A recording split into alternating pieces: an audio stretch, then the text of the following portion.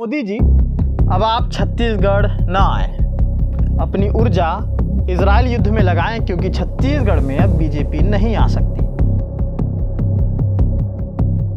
64 नामों की दूसरी लिस्ट जब बीजेपी ने जारी की तो उसी के साथ जब नाम देखे गए तो नाम के साथ कई लोगों के, कई कार्यकर्ताओं के मन में जो नाराज़गी थी वो और उफान मारकर बाहर आ गई। मोदी जी, अब आप छत्तीसगढ़ न आए, अपनी ऊर्जा इजरायल युद्ध में लगाएं, क्योंकि छत्तीसगढ़ में अब बीजेपी नहीं आ सकती, क्योंकि यहाँ चाल, चरित्र और चेहरा ये तीनों कलंकित हो चुका है। ऐसा मैं नहीं कह रहा, ये कह रहे हैं भिलाई के अच्छे खासे जानकार, बीजेपी के सीनियर कार्यकर्ता और नाम जिनका आप जानते होंगे, डॉक्टर दीप चटर्जी, जिन्होंने फेसबुक पे सोशल मीडिया के ज़रिए ये पोस्ट किया है और उन्होंने देश के प्रधानमंत्री को ये संदेश दिया है सोशल मीडिया के ज़रिए कि आप अब छत्तीसगढ़ तो ना ही आए, क्योंकि यहाँ पूरी तरह से जो चेहरा है पार्टी का वो कलंकित हो चुका है।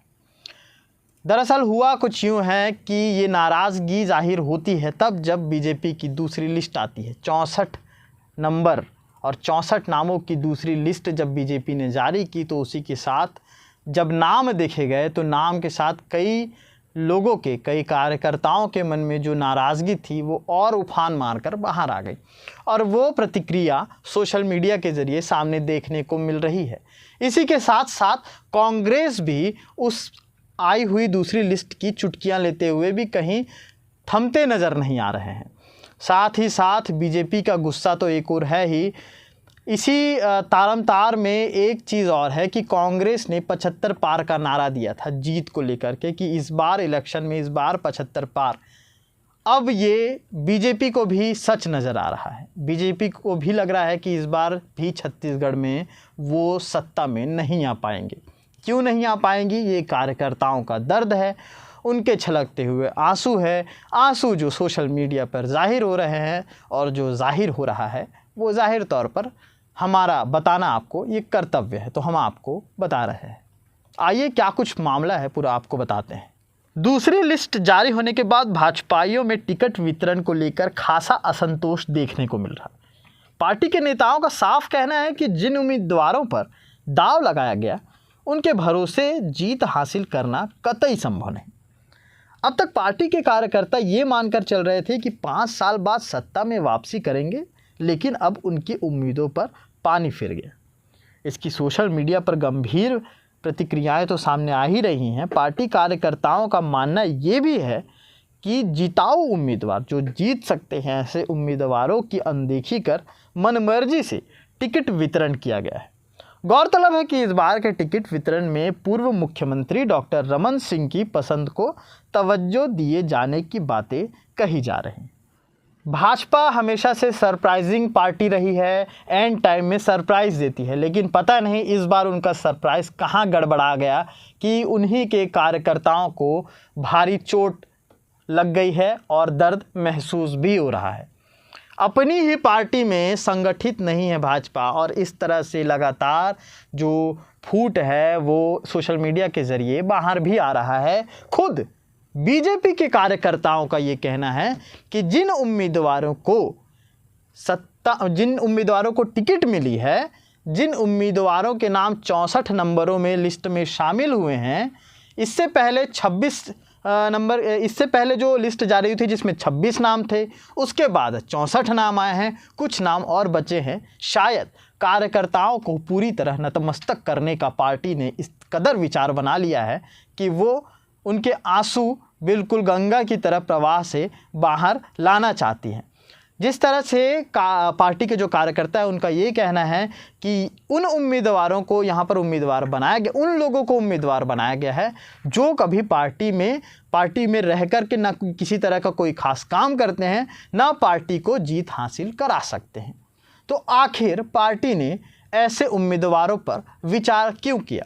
वहीं आरएसएस से लंबे समय से जुड़े और भाजपा के वरिष्ठ कार्यकर्ता दीप चटर्जी ने सोशल मीडिया प्लेटफॉर्म फेसबुक पर प्रधानमंत्री नरेंद्र मोदी के नाम खुला पर संक्षिप्त पत्र ही लिख डाला। पेशे से चिकित्सक डॉक्टर दीप चटर्जी के इस पत्र में उनकी भावनाएं बिल्कुल साफ तौर पर उजागर रहती हैं। अपने पोस्ट में वे पीएम मोदी से कहते हैं, क्षमा सहित आपसे विनम्र निवेदन है कि अब आप अपने छत्तीसगढ़ के चुनावी दौरों को 2024 तक स्थगित कर दें, क्योंकि आपका मन खराब होगा, थकान बढ़ेगी, पार्टी का पैसा नष्ट होगा। अब तो आप अपनी पूरी ऊर्जा इजराइल के युद्ध में त्राही त्राही होती परिस्थितियों पर लगा दीजिए। छत्तीसगढ़ में अब भाजपा नहीं आ सकती।